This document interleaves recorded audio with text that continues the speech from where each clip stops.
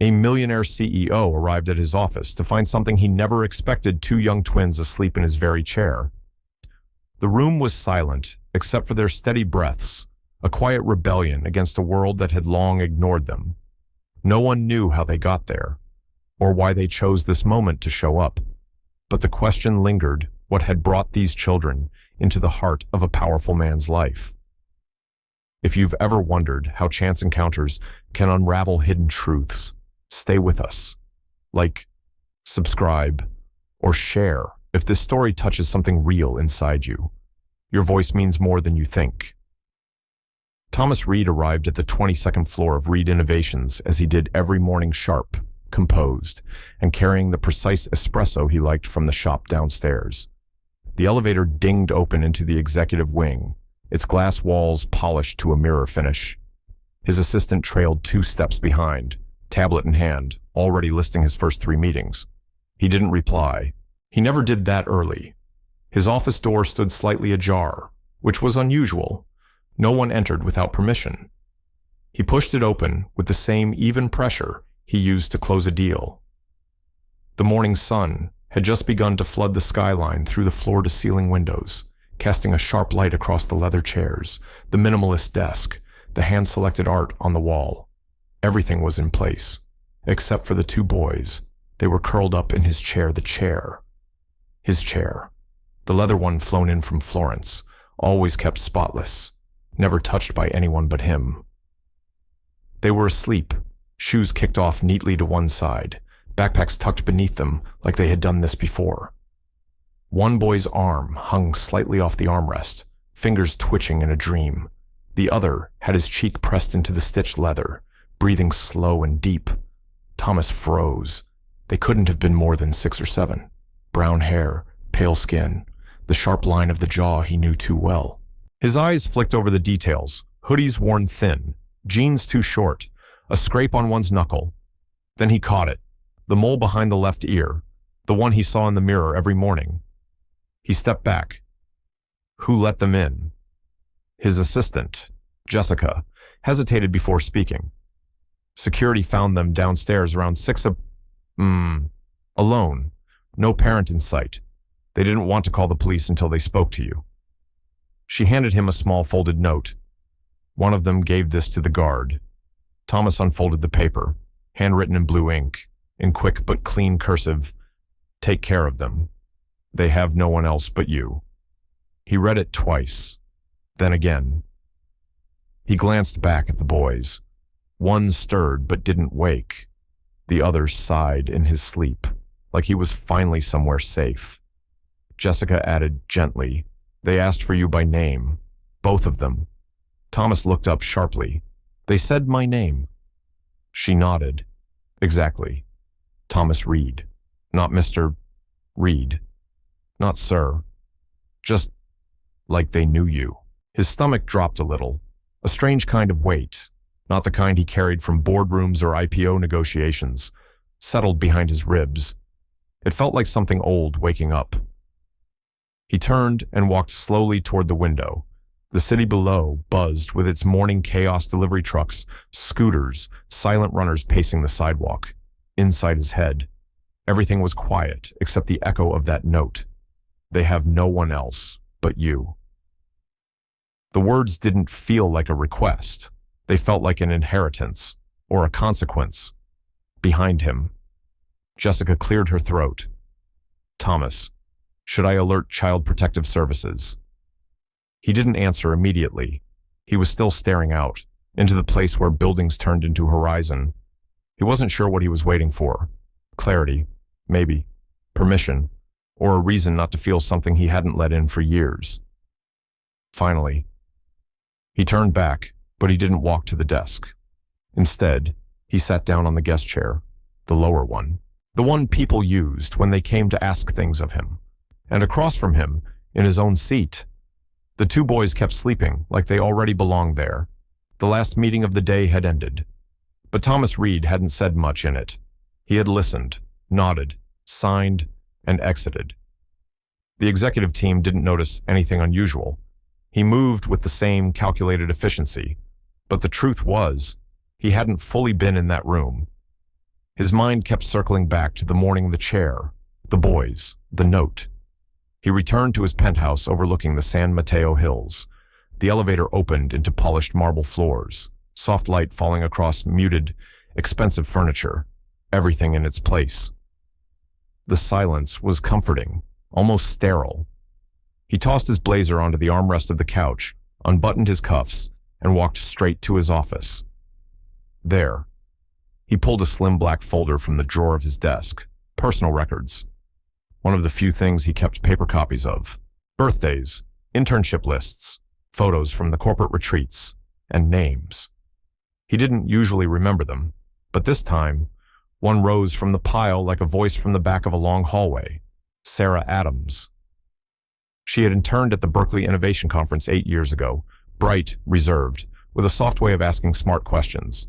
He remembered one dinner, wine, laughter, nothing committed. She hadn't reached out afterward, neither had he. That was his rule, no attachments, especially not personal ones. But now her name came with 2 sets of brown eyes and a note written in her hand. Thomas set the folder aside and leaned back. His apartment was quiet, the way he liked it. No echoes of toys, no sticky fingerprints.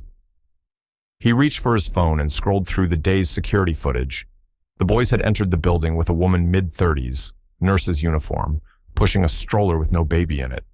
She had walked them to the lobby, kissed their heads, then turned away. That was 6:30 a.m. No one had seen her since. Meanwhile, at the Reed Innovations building. The boys sat in the small visitor security room on the 3rd floor.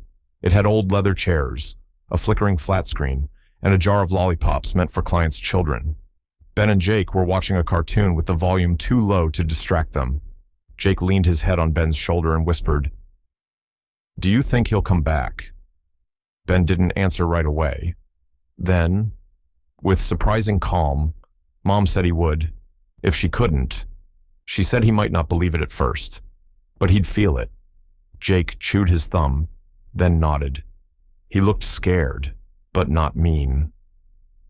In the penthouse, Thomas stood at the tall kitchen island, stirring boiling water for tea, something he rarely drank. His fingers were too still, his mind too loud. He opened a cabinet and paused at the cereal boxes. He didn't have milk or cereal. He never needed any. He leaned on the counter, hands splayed wide. The edges of the note Sarah had written sat just beside the sink. The handwriting was unmistakably hers. He'd seen it once, in a comment she'd left on a research proposal. Clean, careful, but with pressure. She had always meant what she wrote. He picked up the paper again. "Take care of them. They have no one else but you." The doorbell rang. It was after 8 p.m. He wasn't expecting anyone. He checked the screen. A delivery. A package from HR. When he opened it, inside was a sealed envelope. The subject line, Sarah Adams, Termination Records, 2017. He opened the file. It wasn't disciplinary. It was voluntary resignation. But there was a single line scribbled at the bottom by the former HR director. Requested quiet withdrawal. Pregnant. No disclosure of partner. He sat down. The air felt thinner than it should. His phone buzzed. A message from Jessica. "The boys are asking for you." He didn't move right away, just stared at the message as the kettle whined in the background. Something inside him shifted. It wasn't certainty, but it was something close. Thomas stepped out of the elevator on the 22nd floor half an hour earlier than usual. The office hallways were mostly quiet, the startup buzz not yet fully awake. His polished shoes moved across the carpet without urgency, but his chest carried a weight he hadn't acknowledged the night before. Something had settled inside him, a quiet nudge, not loud enough to name, but impossible to ignore. He didn't head straight to his office. Instead, he walked past the conference room and paused at the door to the small VIP lounge usually reserved for investors' families or out-of-town guests. The security officer standing nearby gave a short nod. "They've been quiet," he said. "Asked for cereal. We had granola bars." Thomas pushed the door open. Ben and Jake were on the floor with a set of plastic building blocks someone had brought in overnight. They sat cross-legged, sleeves too long, hair still unbrushed from sleep. One was building a crooked tower, the other was sorting the pieces by color, humming softly. They looked up in sync when he entered. No fear, just recognition, as if he was returning from a short break rather than walking into their lives for the first time. The boy on the left, the quieter one, spoke first. "You're Thomas Reed." Right, Thomas stood still. He felt the question before he understood it. That small, certain voice hit harder than any boardroom ambush. He nodded. "I'm Jake." The boy continued. "That's Ben." Ben gave a tiny wave. Then Jake added, "Mom said if something ever happened to her, you'd know what to do." Thomas sat down across from them, knees stiff in his tailored slacks. He didn't usually sit on carpet, but today, that seemed like the only place to start. "Why did she send you here?" he asked. Carefully, Jake shrugged. "She said we'd find you, and you'd decide." Thomas glanced between them. Their features were unmistakably tied to him. Not just the bone structure or hair, it was in the way Jake tilted his head when he thought, or how Ben avoided eye contact when nervous. Mannerisms, like borrowed echoes of himself. He didn't know what to say, so he asked the only thing that felt safe. "Do you like puzzles?" Ben brightened. "I'm good at them. Jake messes up the edges." Jake grinned. "Do not." They laughed, and Thomas almost did, too. But something lodged in his throat. The air in the room felt suddenly personal. These boys weren't abstract ideas or inconvenient truths. They were living, warm, and present in a way nothing else in his world had been for a long time. They returned to their blocks, and for a few minutes, Thomas simply watched. His phone buzzed on the table beside him. He ignored it. Then Jake looked up and tilted his head. "You've got the mole," he said. Thomas blinked. Jake stood and walked over. He gently brushed Thomas's collar aside, then pointed. "Right there. Same spot. We both have it, too." Thomas's hand rose reflexively to his neck. He hadn't thought about that small mark since college. It had been there forever, silent, hidden, meaningless, until now. He looked at Jake again, at the seriousness in that small face. Something in his chest twisted not in pain, not in panic, something softer, like recognition, Ben said. "We always asked Mom who gave it to us. She said it was part of a story she'd tell us later." Thomas stood slowly, took a breath, and crossed to the hallway outside. Jessica was already waiting, as if she'd sensed he would need her. "I need everything we have on Sarah Adams," he said. "Internship records, employment, exit paperwork, cross-reference any legal contact. Use my access." Jessica hesitated. "Is this for legal protection?" "No," Thomas said. His voice was quiet. "It's for context." She nodded once and left. Thomas turned back to the closed lounge door. Inside, the muffled sound of laughter reached him. Not loud, not careless, just two boys building something that might fall apart, but doing it anyway. Jessica handed Thomas a slim file that looked almost too light to hold the kind of weight it now carried. He didn't open it right away. Instead, he took the folder and walked out of the building, the silence of the Reed Innovations hallway closing behind him like a vault door. He didn't call the driver. He drove himself. The address listed on Sarah Adams's old internship record was tucked away on a quiet street in San Mateo, in a 3-story stucco apartment complex, shaded by overgrown trees. The kind of place where mail piled up at the bottom of locked boxes, and the hallway smelled faintly of old carpet and boiled cabbage. He parked across the street and watched for a moment. Not out of fear, but because stepping forward felt like admitting something he couldn't yet define. Apartment 208. He climbed the stairs without touching the handrail. The door was old, the paint chipping along the edges. Taped crookedly to the top corner was a final notice from PG&E Electricity suspended pending payment. He knocked, then knocked again. Nothing. A door across the hall creaked open. A small, gray-haired woman peeked out with suspicion and mild concern. "She's not there," the woman said, Voice thin. Haven't seen her in months. She went to the hospital. Thomas stepped closer, lowering his voice. Sarah Adams. The woman nodded. That's her. Poor thing. Car accident. End of February. Ambulance took her away. No one ever came to visit. You her brother or something? Thomas didn't answer. The woman stared at him a moment longer, then muttered something about not getting involved and shut her door. He stood there another full minute, looking at the cheap metal numbers nailed into the wood. Back in the car, he cranked the air to its lowest setting, but the heat behind his neck wouldn't fade. The car felt too small, the steering wheel too warm, the air too thick.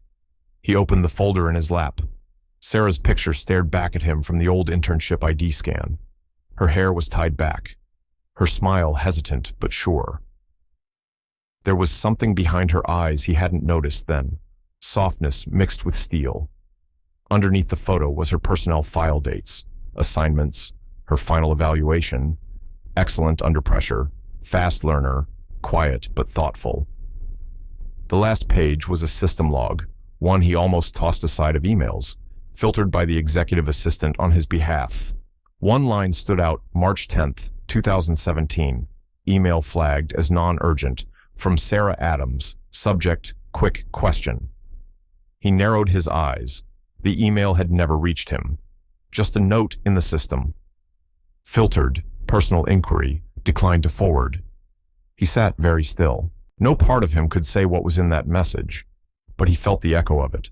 A door Sarah had tried to open, and someone else had quietly closed. He rested his head back against the seat. It was the kind of ache that didn't land all at once. It moved slowly, like water, spreading through a crack in the wall, searching for a way in. Outside, a young man walked past, pushing a shopping cart. Inside, Thomas was holding more than paper. He was holding time he could not undo. He called the hospital. I'm looking for a patient, he said. Sarah Adams. She was admitted 3 months ago after a car accident. The receptionist asked for details. He gave what he could. When she confirmed the admission, he asked to be added as a contact. She paused. There's no one on file, she said. She's listed as critical, unconscious. No legal next of kin. Are you a family member? Thomas stared out the windshield. Yes. It was the first time he'd said it out loud. He hung up and looked down at his hands. They felt foreign. Not because they were shaking, but because they weren't. Back at the office, the boys were in the security lounge again. Jessica had texted earlier. They'd eaten lunch, then taken a nap on the couch, with a blanket someone had brought in from facilities. Thomas started the engine but didn't put the car in gear. He sat in that limbo for a long minute. His own voice broke the silence, soft, but certain. If they're mine, he said, I'm not letting them go again. The silence in Thomas's penthouse was different now.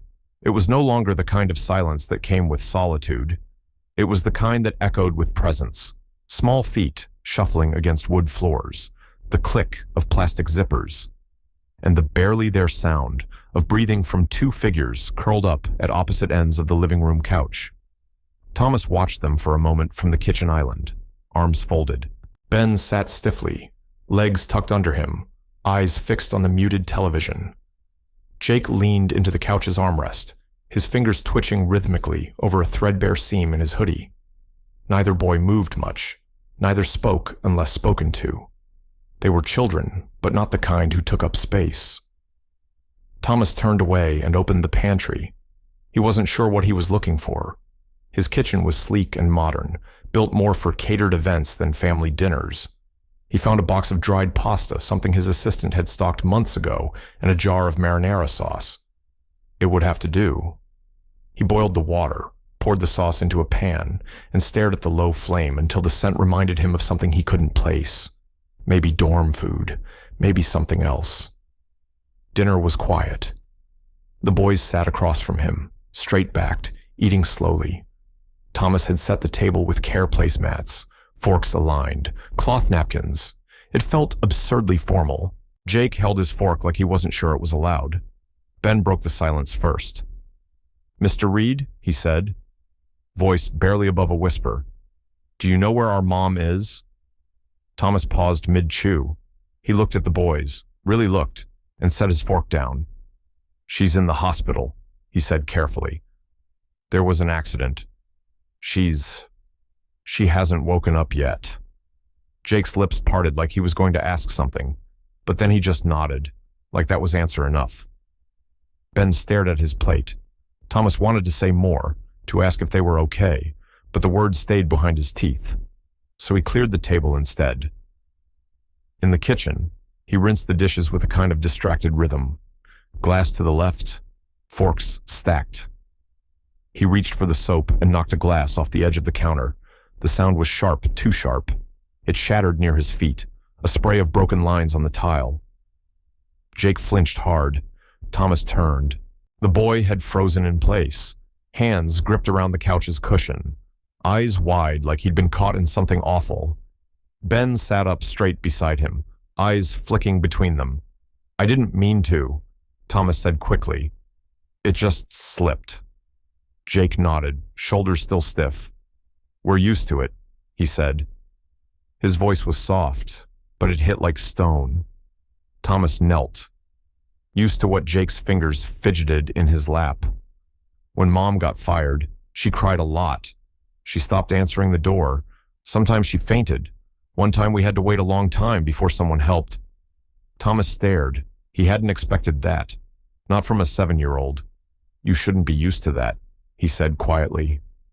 Jake shrugged. A small line of blood curled near the edge of his palm, a nick from something, maybe the glass. Thomas reached for a paper towel, then changed his mind and got the first aid kit. He knelt again, pulled out a small bandage, and cleaned the cut slowly, carefully. His hands didn't know how to do this, but they tried. Jake watched him the entire time, not with fear, with stillness. Thomas's fingers shook, not from nerves, not from panic, from the weight of something unfamiliar. Not business, not logic. It was the kind of weight that came with failing to protect something small. When he finished, Jake flexed his hand.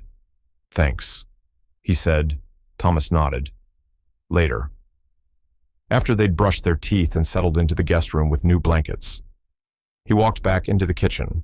On the table was a piece of paper torn from his notepad. A crude drawing and marker showed 3 stick figures, 2 small ones on either side of a taller man, all holding hands. Behind them was a square house with light coming from the windows. He picked it up. Ben's name was written in the corner. Thomas stood there for a long moment, the paper loose in his hand. He didn't look away when his own name, just Dad, written in the sky above the house, came into focus. The elevator pinged open at 9:12 a.m., 13 minutes late by Reed Innovation standards and nearly unthinkable for Thomas Reed. The executive floor was already in motion, presentations loaded, coffee served, suits crisp and expectant. But when Thomas stepped out, there was a hush, the kind of silence that precedes a shift in weather. He moved, without apology, straight into the glass-walled boardroom, a smear of blue ink still faintly visible along the edge of his collar, something a child's marker had left behind during breakfast. He hadn't noticed. No one else missed it. Inside, a junior VP was walking through slides on cost reduction strategies, pointing to metrics with a polished laser pointer. Thomas didn't sit. He walked to the head of the table and placed his hands flat on the glass. "Stop the screen," he said. The room stalled. The click of the remote halted. The screen froze mid-bar graph. "We're not signing this," he said, nodding toward the contract folder someone had placed beside his seat. "Sir," the head of finance asked, puzzled. "This partnership saves us 20% over 3 quarters. Thomas looked at them all, bright, sharp, efficient minds, and wondered how long he'd been part of a system that measured worth by margins alone. "This vendor was sued 2 years ago for exploiting child labor in Southeast Asia," he said. "We brushed it off then. We won't now." One of the board members shifted. "We made compliance adjustments since." "Legally, I'm not asking about legality," Thomas interrupted. "I'm asking whether any of you would be able to explain this to your children, without flinching." The room fell still. Ben and Jake's faces flickered in his mind. Jake clinging to a toy car at the breakfast table, Ben asking if spaghetti could be eaten for breakfast because that's what Mom used to make when there was nothing else. Thomas exhaled, slowly. If I can't tell my sons this is right, I won't put my name on it. Climax hung in the air, not loud, but firm. The meeting ended sooner than expected. Some left without comment. A few stayed behind longer than necessary, stealing glances at Thomas as if trying to recalibrate their perception of him. Later that afternoon, he took the boys to a toy store in downtown Palo Alto. It wasn't part of the plan. Nothing that week was. He simply asked them if they'd like to see some toys, and their faces shifted not quite joy, not yet trust, but something softer than guarded silence. Inside the store, Jake hovered near the model car aisle, fingers brushing the tops of plastic boxes like they were too fragile to be real. Ben lingered near a wall of books, flipping pages with the reverence of someone who never expected to own one. Thomas knelt beside Jake. "You can pick one." Jake looked up, wide-eyed. "Do we have to put it back later?" "No," Thomas said. "It's yours. You don't have to ask." Jake blinked twice, then reached, carefully, for a blue race car with oversized wheels. It wasn't the price tag that moved Thomas. It was the way Jake held the box gentle, almost apologetic, and the way Ben glanced over like he was making sure it was real. At the register, the clerk smiled. "Nice choice, guys." Jake smiled back. Ben stood a little taller. Thomas pulled out his card, feeling oddly like he was the one receiving something. As the clerk bagged the toys, Thomas felt a shift, not in the room, in himself. A laugh escaped him, unprompted, when Jake dropped the receipt and scrambled under the counter. It wasn't loud, it wasn't polished, but it was real. And when he looked up, both boys were watching him, not afraid, not unsure, but surprised. Outside, as they stepped onto the sidewalk, a woman in a charcoal coat stood across the street, her phone angled slightly upward. She snapped a picture. Thomas didn't notice, but Jake did. "Who's that?" he asked. By the time Thomas turned, the woman had lowered her phone and was walking away. Printed on the side of her tote bag was the logo of Techline Journal, a well-known business and technology publication. The news broke before the sun had fully risen. The headline sat bold and undeniable across the top of the Tech Now Digest homepage: CEO Reed and the Hidden Heirs. Two mysterious children shake the core of Reed Innovations. Under it, a blurry photograph, the one taken outside the toy store, showed Thomas, head tilted toward the boys, one hand resting lightly on Jake's shoulder. A candid moment, distorted by context. Thomas sat at his kitchen table, the tablet screen still glowing faint blue. The boys were asleep down the hall. He hadn't told them yet, hadn't said a word to anyone. Really. But the world had found its voice. His phone buzzed again, for the fourth time that hour. Jessica, then the firm's legal counsel, then again from Martin Caldwell, head of the board.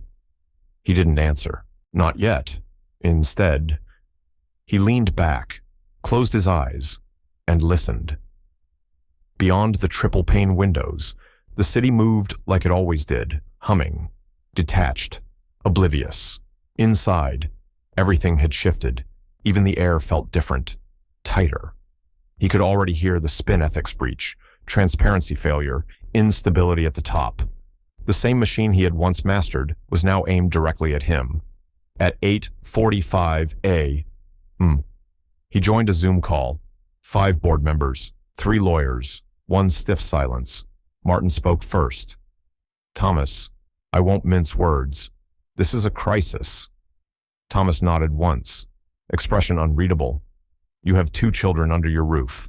Another member added, "No record of guardianship, no formal custody claim.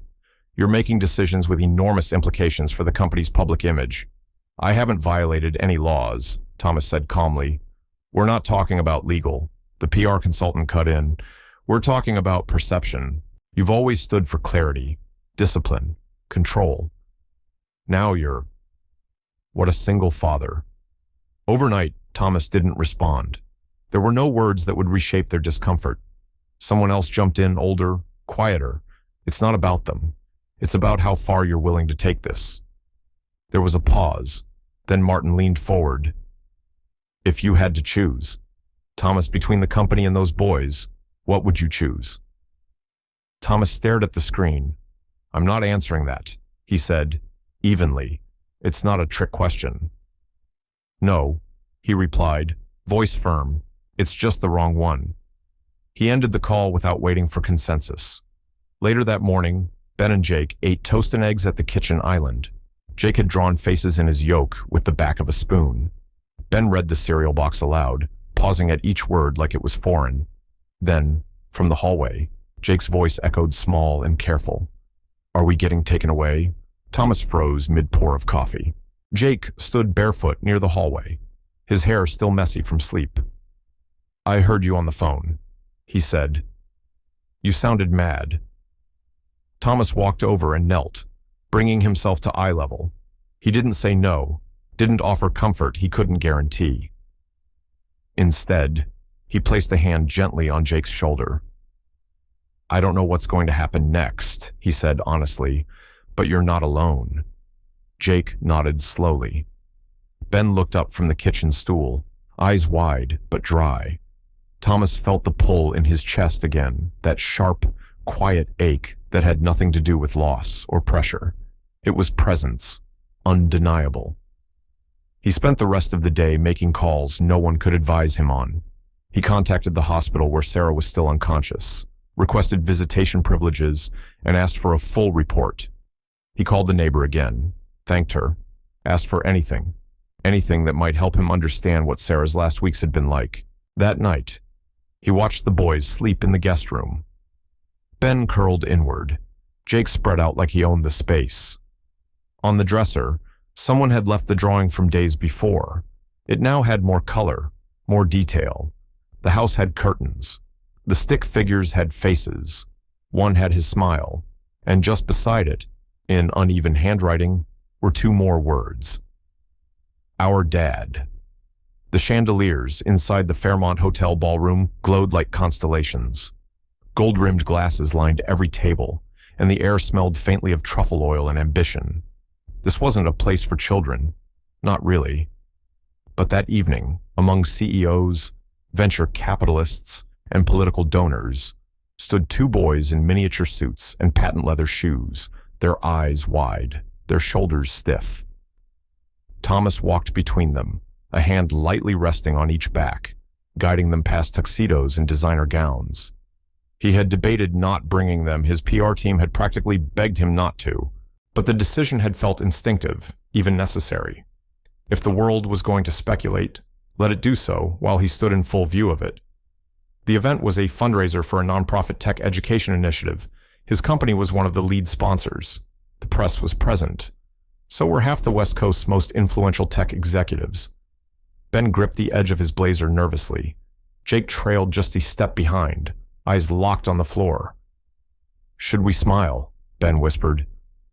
You don't have to do anything you don't want to, Thomas said gently. You just have to be here.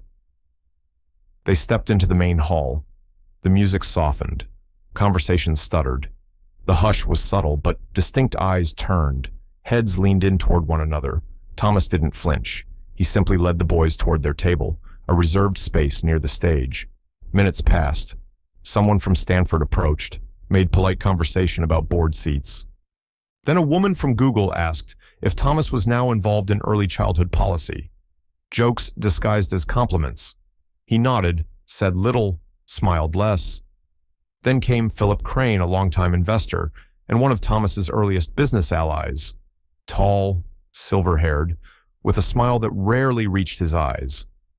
Thomas, he said, placing a hand on his shoulder. Didn't know you'd pivoted. Education, huh?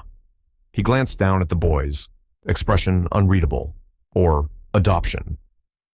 Before Thomas could reply, a tray of water glasses behind them tipped. One glass tumbled, dousing Jake's lap in a cold splash. The boy froze. His small hands tightened into fists, face pale. The room went still, without missing a beat. Thomas knelt beside him. He pulled out his handkerchief, dabbed Jake's pants dry, murmuring softly. "It's okay," he said. "Just water. Nothing to worry about." Jake nodded, barely blinking. Then Thomas stood up, holding the soaked cloth. He faced the room. "If anyone finds this strange," he said, his voice calm but cutting, "maybe it's time they questioned what they're used to calling normal." No one laughed. No one clapped either. But something shifted, uncomfortable, uncertain, undeniable. Ben tugged at Thomas's sleeve. "Can I show them?" he asked. Thomas hesitated, then nodded. Ben pulled out a folded sheet of paper from his pocket and held it up to Crane. It was a drawing, 3 stick figures, one in the middle, taller, with glasses and a phone, one child on each side, hands joined, above them, in big, crooked letters. "My dad. He's holding both our hands," Ben said clearly. Even when he's busy. Crane didn't respond. He cleared his throat and stepped back. Someone across the room took a photo. Later, near the dessert bar, Thomas's assistant, Rachel, leaned toward him, her voice low, cautious. "Someone from the East Wing whispered something odd to me. A name." Thomas looked at her. "Rivera," she said. "Rivera Adams. The woman who sued Sinclair Holdings in 2018, pro bono, against child labor violations." Thomas's jaw tightened. Sarah Adams. Rivera Adams. He didn't say a word, but his fingers curled slightly around the base of his wine glass. The parking lot of San Mateo General was half empty under the gray afternoon light. Thomas sat in his car longer than he needed to. From the driver's seat, he could see the top floor where the ICU lights stayed on regardless of time or weather. The building didn't look like much faded brick, paint peeling at the corners, but inside, behind one of those sterile white doors, lay a woman he hadn't thought of in years. And now, she was everything. ICU room 4. He stood outside the glass pane for nearly 5 minutes before pressing the call button. Sarah Adams. Her face was pale, drawn tight at the cheeks. An oxygen tube framed her mouth. Her hands rested limply on the blanket, fingers curled like she was still holding something. A file folder, a backpack, 2 small hands. Thomas didn't enter. He didn't know if he had the right to, so he just stood there, quiet, watching. The head nurse approached, clipboard in hand. "You're Mr. Reed." He nodded. "We were about to submit final paperwork to child welfare this week. No one claimed guardianship, and the boys can't stay in temporary holding much longer. Without a legal relative, they'll be assigned to foster placements." Thomas's stomach turned. "What do you mean, legal relative?" There was no confirmed paternity. The mother had no next of kin on file. If you want to assume guardianship, you'll need to file an emergency petition today. He didn't say yes, but his hand reached for the clipboard. Later, in the hospital director's office, things got clearer and darker. A form was pulled from archives Sarah's termination documents from 2018. She had been one of hundreds let go during the restructuring phase that Thomas himself had overseen as COO. Buried in the fine print removal from extended insurance coverage due to a change in family plan policy, she had filed a complaint. Internal HR marked it as low priority. A legal intern rejected it for insufficient evidence. Thomas had signed the restructure memo. He remembered it clearly now, a document with a blue tab on page 3. He never saw the names, just the numbers.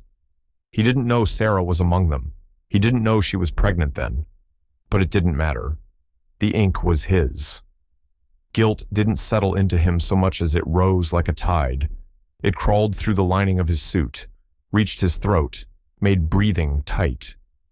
He remembered Sarah from Berkeley sharp, thoughtful, with a laugh that always cut through conference hall noise.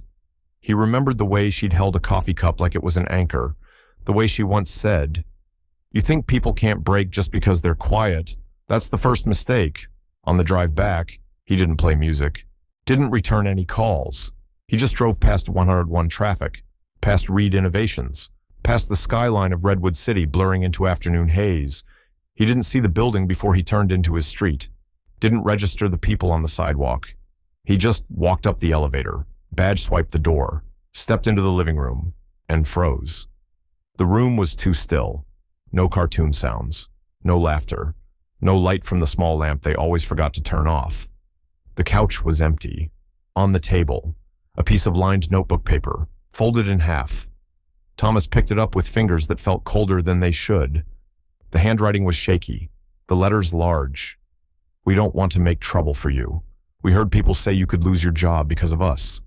Con and Ben went out. Don't look. We're okay."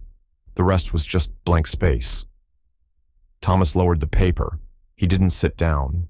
He didn't speak.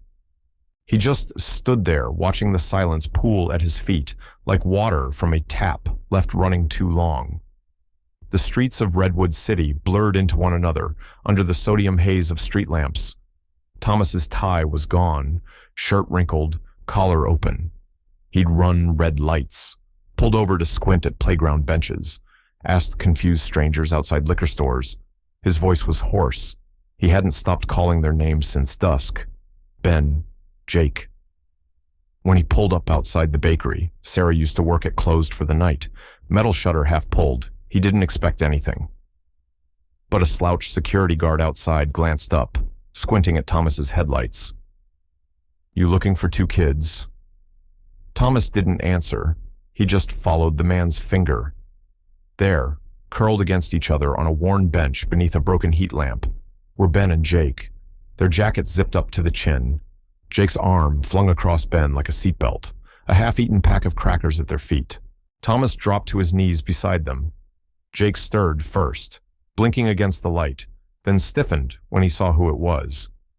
"We didn't mean to make you look bad," he whispered. "People were mad at you because of us." Thomas couldn't speak.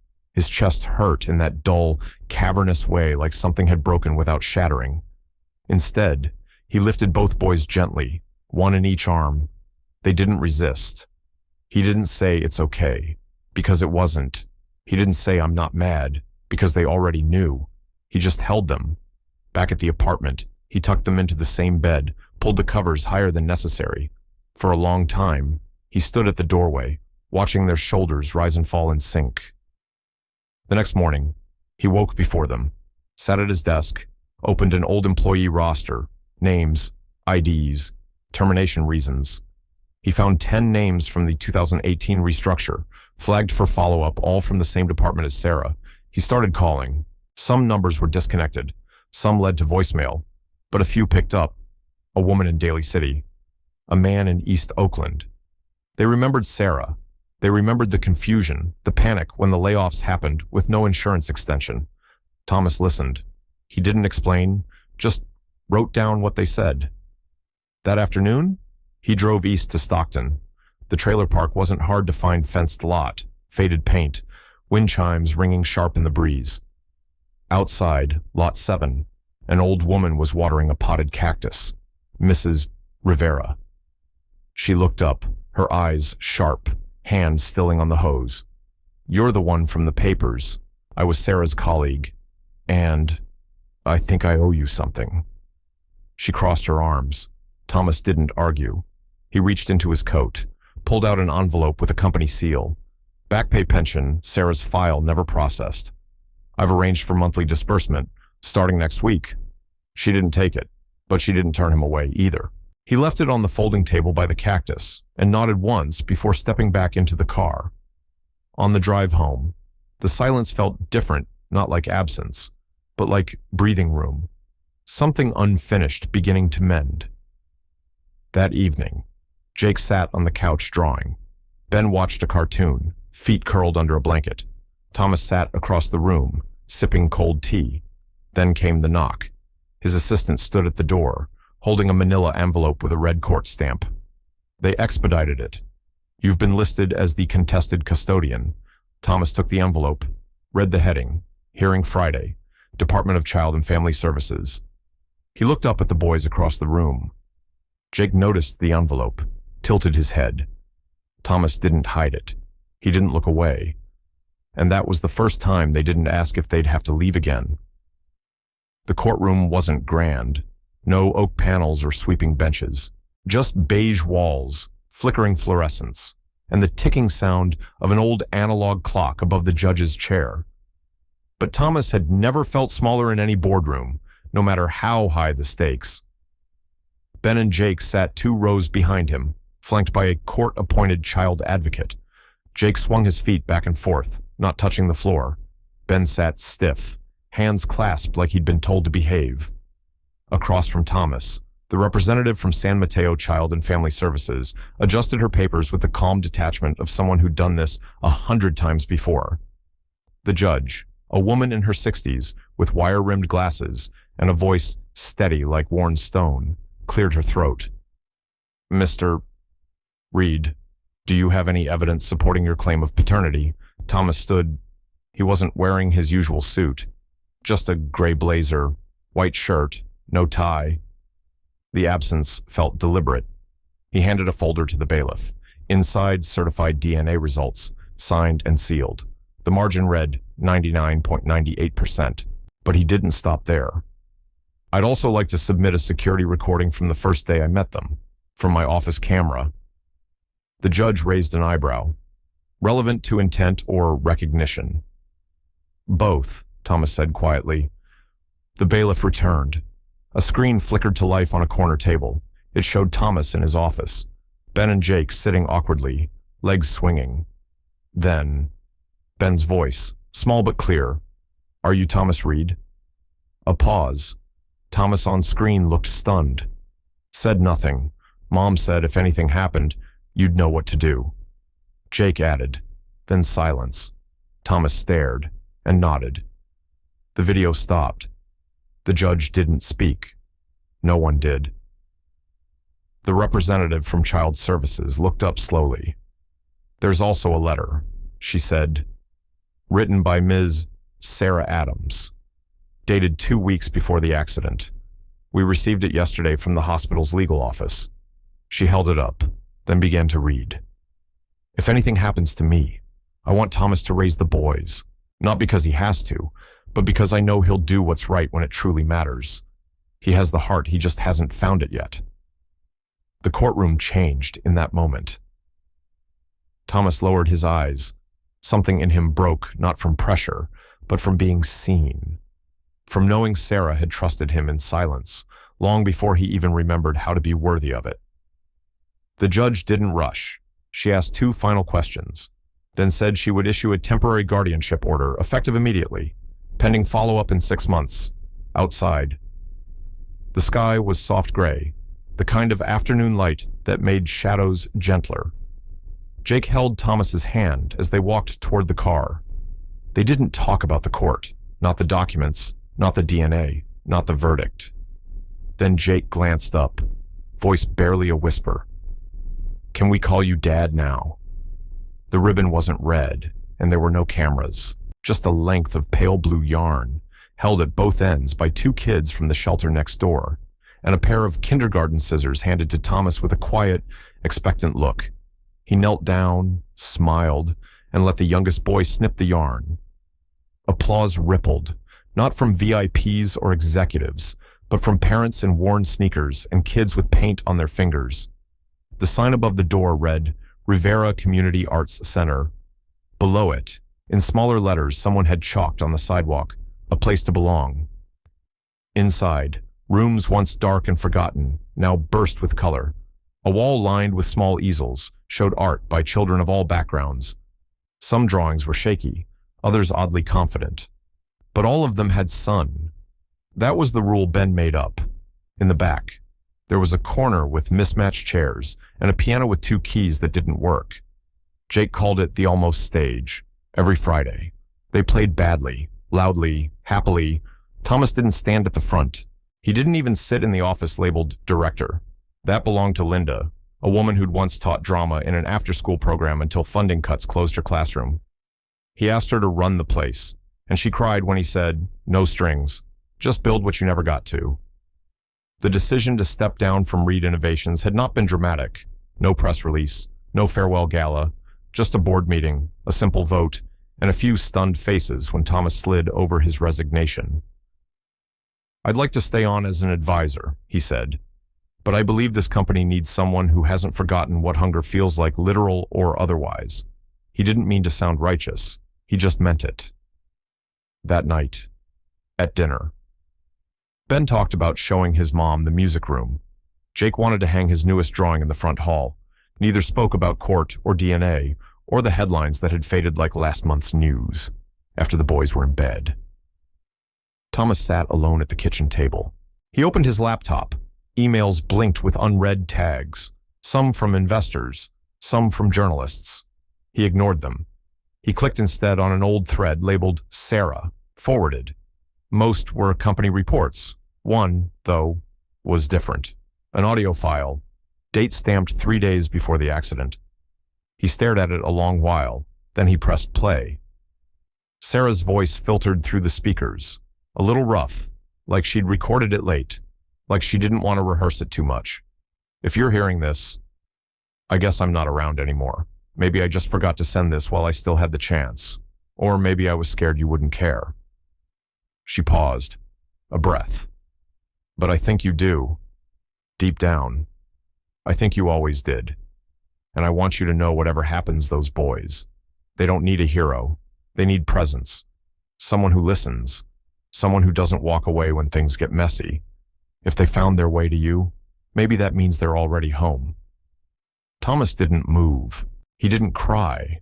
He just sat there, the screen glowing softly, as if it held something holy. Outside, the street was quiet, but inside, something had shifted, and upstairs, 2 small nightlights stayed on just in case someone needed to find their way in the dark. The hum of chatter and the scratch of crayon on paper filled the art room that morning. Sunlight streamed in through the high windows of Rivera Community Arts Center, dust drifting gently in the warmth. It was a regular Wednesday until it wasn't.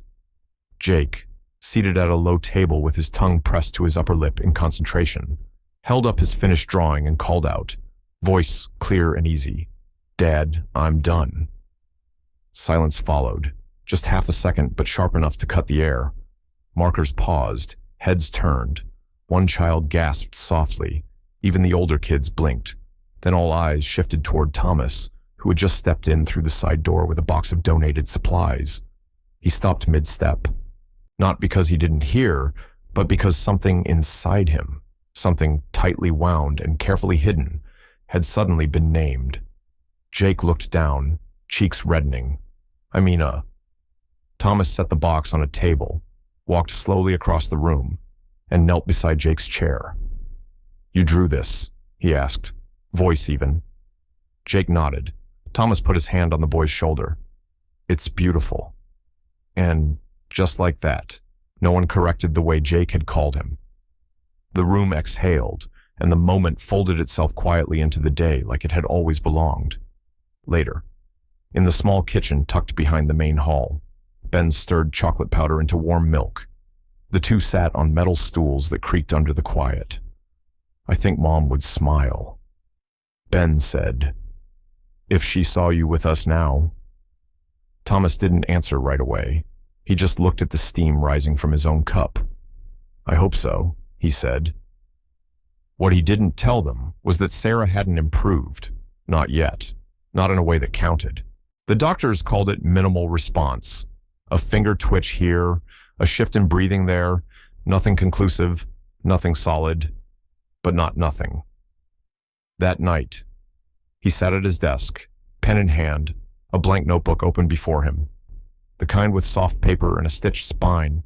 He didn't write about himself, not once. He didn't mention stock prices, failed partnerships, or executive wins. Instead, he wrote down Jake's first piano melody, 3 notes, slightly off. Ben's quiet habit of folding his napkin into triangles, the way both boys held hands without thinking when crossing the street. He wrote these things as if Sarah might one day need them, as if she would wake and ask, "What did I miss?" And he'd be able to answer, not with stories of his redemption, but of their resilience. On the front cover, he didn't write a title, but inside, on the first page, in his usual tight script, he left a single line, "I promise I'll tell you about them before I ever tell them about me." That weekend, the center held its first children's exhibition. Paintings and drawings hung from string lines and clothespins. One caught everyone's attention. It was Ben's. 3 figures stood in front of an open door. The sky was blue. A light glowed behind the doorway. The tallest figure had one hand on each child's back. No labels, no names. The title, handwritten in crayon at the bottom home. Thomas saw it and turned away before anyone could see his eyes. That night, as he cleaned up the last of the paper cups and ribbon scraps, his phone rang. The number lit his screen like a warning. San Mateo General Hospital. He answered quickly. Breath caught. A nurse's voice, calm but focused. Mr. Reed, I wanted to let you know. Sarah Adams showed a neural response tonight. It's early, not full consciousness, but it's something, a beginning. Thomas gripped the counter edge. A beginning was enough. He didn't hang up right away. He just listened to the sound of possibility on the other end. By mid-morning, the news had spread farther than Thomas expected. His name appeared on the front page of the Wall Street Times, just below the fold, next to a photograph of him kneeling beside a child holding a robot made from recycled cans. The headline read, "From boardroom to backyard, former CEO builds futures, not profits." It wasn't false, but it wasn't the whole truth either. In a downtown high-rise conference room, Reed Innovations called a closed-door session. No press, no video, just a long table of sharp suits and sharper opinions. His former board seat, now empty, sat like a shadow. A senior shareholder leaned forward, voice steady but cold. "Thomas, we admired you when you stepped down. But this is no longer about strategy. It's about distraction." Another added, "You're romanticizing failure. We need leadership, not a father figure." Thomas didn't argue. He let them talk. Let the room breathe its judgment. Then he stood, buttoned his blazer, and looked out over the skyline he once commanded. "When I was here, I knew how to grow numbers," he said, "but I didn't know how to grow people. I do now." He left before the vote was cast. He didn't need a verdict. Later that afternoon, a sleek black town car pulled up beside the community center. The air smelled faintly of eucalyptus from the trees lining the curb. A woman stepped out, heels clicking on the pavement. She wore a dark gray coat, tailored to her thin frame, her silver hair swept into a twist at the nape. It had been years since his mother visited him in California. They walked the perimeter of the new garden where Ben had planted sunflowers. She didn't speak for a while. Then, almost softly, she said, "I suppose this is who you are now." Thomas stopped beside a row of bright sidewalk chalk drawings. "No, Mother," he said, keeping his voice even. "This is who I should have been all along." She looked at him, a mixture of pride and disapproval flickering across her expression. "You're walking away from everything we built, from your name, from your legacy." He picked up a piece of chalk, drew a simple door, then 3 stick figures. "I'm not walking away," he replied. "I'm building something they can walk into." She didn't respond. She touched his arm lightly before leaving, and he let her. As evening fell, he drove toward home, radio off, windows down. The wind carried scents of wet grass and street food. In the passenger seat lay a paper Ben had written in class, "Why My Dad is Brave." He hadn't read it yet. His phone buzzed on the dash. "Mr. Reed," the voice said. It was the hospital. Familiar now, not distant like it once was. Sarah Adams opened her eyes this afternoon. Thomas gripped the wheel. "She's disoriented." The doctor continued, "But the first thing she said was your name." The traffic light ahead turned green. He didn't move. Behind him, horns began to honk. And still, he sat there, because suddenly, the world had just changed direction. The hallway to ICU felt different that morning, quieter, as if the building itself was holding its breath. Thomas walked past the nurse's station, nodding politely, his hand gripping a paper bag of fresh mandarins and a paperback Jake insisted he bring in case Mommy gets bored. When he entered room 407, Sarah was awake. Her eyes were open, not wide, but aware. The pale blue sheets framed her face, thinner now, but unmistakably hers. She turned her head slowly, and when their eyes met, there was no blame, no defense, only a simple question. Ben and Jake, Are they okay? Thomas moved closer, pulling up the chair. They're more than okay, he said. His voice caught in his throat. They're waiting for you. Her lips twitched almost a smile. She looked at his hand, resting on the edge of the bed, then reached for it with fingers barely steady. He took it carefully. Why did you stay? She asked. Not accusation, just curiosity, a truth she wanted before she slept again.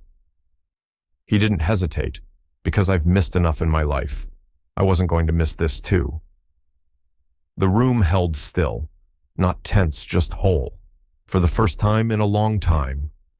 Over the following days, Sarah's strength returned slowly. Physical therapy sessions, short walks with the nurse, quiet conversations with Thomas after visiting hours. They didn't talk about the past, not yet, but they talked about music, and books Ben liked, and Jake's obsession with building bridges out of popsicle sticks. 1 week later, she was cleared to leave ICU. That same afternoon, Rivera Community Arts Center buzzed with small feet and soft voices. The children had organized to showcase chalk signs, paper banners, rows of paintings tacked up along the hallway. Parents brought cookies. Volunteers from the neighborhood folded chairs. Ben and Jake stood taller than usual in their matching button-downs. They'd practiced what to say for 2 days. Ben had even rehearsed in the mirror, frowning when Jake interrupted to add a joke. At the final hour, with the sun low in the windows, the boys took the small stage at the front of the room.